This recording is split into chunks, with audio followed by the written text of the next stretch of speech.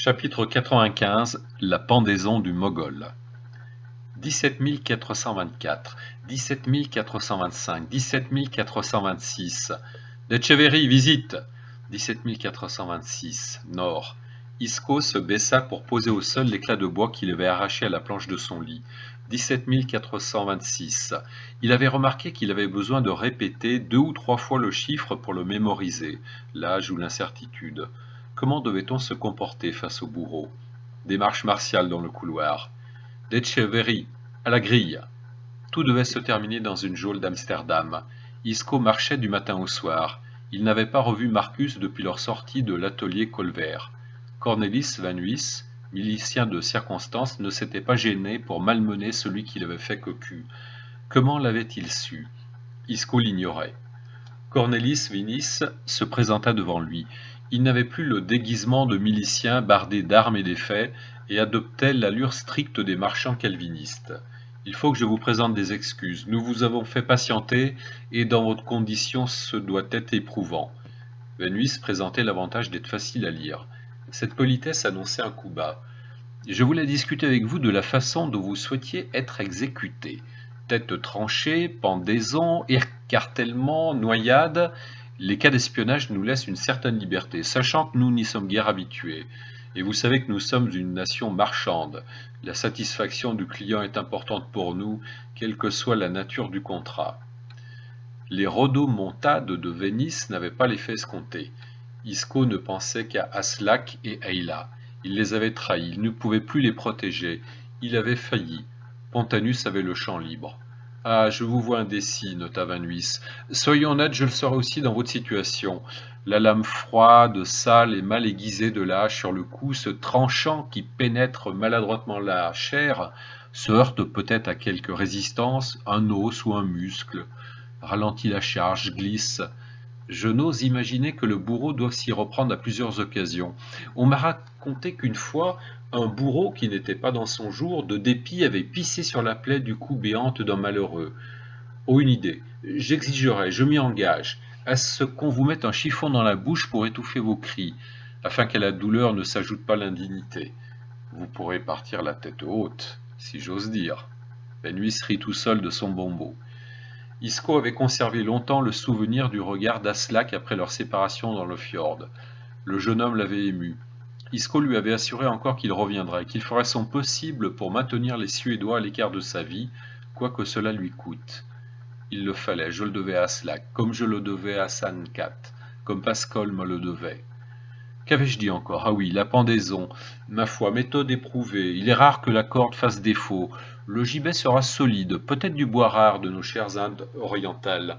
Je pense à du palissandre de Sura, dont il est arrivé une cargaison pas plus tard que la semaine dernière.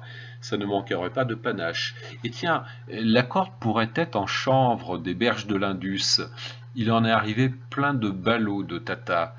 Je peux même m'assurer que vous soyez coiffé d'un turban avec des motifs d'oiseaux orientaux et de bambous, afin de donner au spectacle son éclat le plus exotique.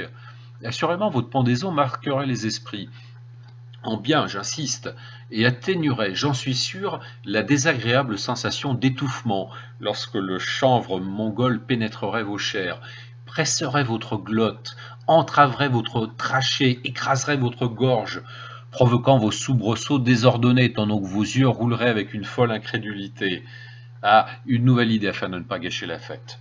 Un bandeau sur les yeux. Il faut penser aux enfants qui pourraient avoir peur de votre regard affolé. Oui, un bandeau de soie scintillante qui boirait vos larmes. Assorti bien sûr au turban, d'un beige clair couleur bambou par exemple. Nous pourrions appeler ça la pendaison du Mongol. Et nous ferions payer l'entrée. Vous savez que nous autres calvinistes honorons notre Seigneur en faisant de l'argent. La richesse est une manifestation de la grâce de Dieu, et les bénéfices iraient aux orphelins de la peste, afin que ces petites ne finissent pas toutes putains. Magnifique, magnifique. Si tout s'était passé comme prévu, Aslak et Ella avaient dû rejoindre le clan Thierry, où Eret les retrouverait, après avoir remis la lettre au commissaire de Pythéa. Quel espoir avaient-ils? Que les Suédois, pour remettre la main sur ces cartes de Laponie dont ils avaient absolument besoin pour mener à bien leur colonisation, se démènent pour le faire libérer ou évader avant son exécution, l'exfiltrer d'un pays avec lequel ils étaient en guerre? Reste l'écartèlement et la noyade. J'avoue mon embarras, je connais mal ces méthodes.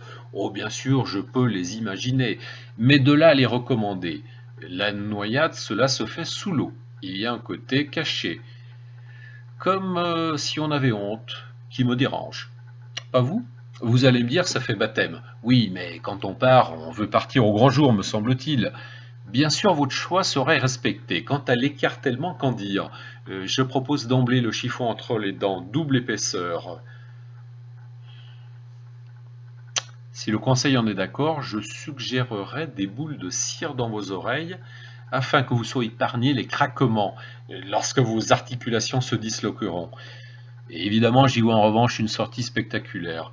Franchement, un écartèlement réalisé sans précipitation, où on laisse la tension monter dans la foule, où le silence est abattu sur la place, chacun guettant le moment où les muscles claquent, où les os lâchent. Très impressionnant vraiment. Bien, qu'en dites-vous? Vénice savourait. Il reste un cinquième supplice qui, pour un homme d'honneur comme vous, est sans doute le plus intolérable, mais je me dois de vous l'exposer pour la forme. Vénice laissa la phrase en suspens, goûtant son effet. Travaillez pour nous, l'Etcheverry.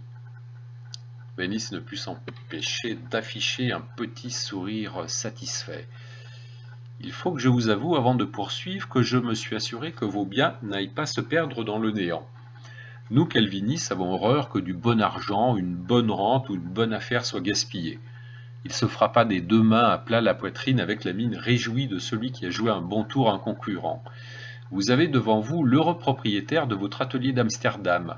Ah bien sûr, j'ai dû me débarrasser de vos tendrillesses, pensait un catholique. Il a détalé bien vite, trop heureux de garder sa tête. Rien qui puisse étonner Isco. Evanouis remballa son sourire. Vous êtes un pisse-froid, d'Etcheverry.